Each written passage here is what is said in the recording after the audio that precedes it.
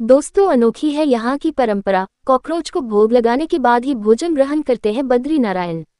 बद्रीनाथ धाम में भगवान नारायण को दोपहर का भोजन कराने से पहले कॉकरोचों को भोग लगाया जाता है। मंदिर में ये सदैव पुरानी परंपरा है जिसके तहत भगवान को भोग लगाने से पहले सभी जीव जंतुओं को तृप्त किया जाता है। कॉकरोचों के साथ गाय और पक्षियों को भी भोग चढ़ाया जाता है, जिसके बाद भगवान नारायण राजभोग ग्रहण करते हैं।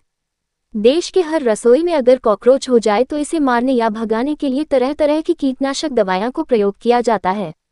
इसे घृणा भाव से देखकर रसोई ही नहीं, घर से भगाए जाने के लिए तरह तरह के उपाय किए जाते हैं। लेकिन भूबैकुंठ बद्रीनाथ धाम में कॉकरोचों को भोग लगाने के बाद ही नारायण दोपहर का राजभोग ग्रहण करते हैं। बद्रीनाथ धाम में पूजा परंपराएं विशिष्ट हैं। यहाँ पर नारायण के लिए प्रतिदिन पूजा अर्चना के साथ भोग भी लगाया जाता है। लेकिन बहुत कम लोग जानते हैं कि बद्रीनाथ धाम में प्रतिदिन पूजा परंपरा के दौरान भगवान बद्री विशाल के साथ साथ कॉकरोच, गाय और पक्षियों को भी भोग लगाना पड़ता है। भगवान इनको खिलाने के बाद ही खुद भोग ग्रहण करते हैं। ये भोग परंपरा बद्रीनाथ मंदिर में सदियों से चली आ रही है।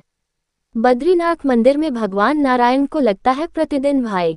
बद्रीनाथ मंदिर में भगवान नारायण को प्रतिदिन भोग लगता है, जिसके तहत प्रभात में भगवान को पंचमेवा भोग, अभिषेक के बाद भगवान नारायण को बाल भोग व पितरों के लिए पिंड प्रसाद तैयार होता है। इसके बाद दोपहर को राजभोग में केसर चावल, दाल चावल का भोग लड्डू के साथ समर्पित होता है। साय को नारायण को दूध भात का भोग लगाया जाता है। लेकिन खास बात तो यह है कि नारायण को दोपहर का राजभोग लगने से पूर्व कॉकरोच, गाय व पक्षियों को भोग लगाना पड़ता है। ये है परंपरा के पीछे का तर्क। इस अनोखी परंपरा को लेकर पूर्व धर्माधिकारी भुवनचंद्र उनियाल का कहना है कि नारायण राजभोग ग्रहण करने से पहले विश्व में सभी जीव जंतु प्राणियों को तृप्ति करने की भावना रखते हैं। कहा कि कॉकरोच, जिसे स्थानीय झोडू सांगला कहा जाता है, प्राणी होने के नाते इनके लिए चावल का भोग लगता है, जो तब तक उनके पास गरुड़ कुटी में रखा जाता है। यहाँ पर मौजूद कॉकरोच इस भोग को ग्रहण करते हैं। गाय और पक्षियों को लगने वाला भोग मंदिर परिसर में ही दिया जाता है। ये भी मान्यता है कि आदि गुरु शंकराचार्य ने 8वीं शताब्दी में बद्रीनाथ धाम की स्थापना की थी।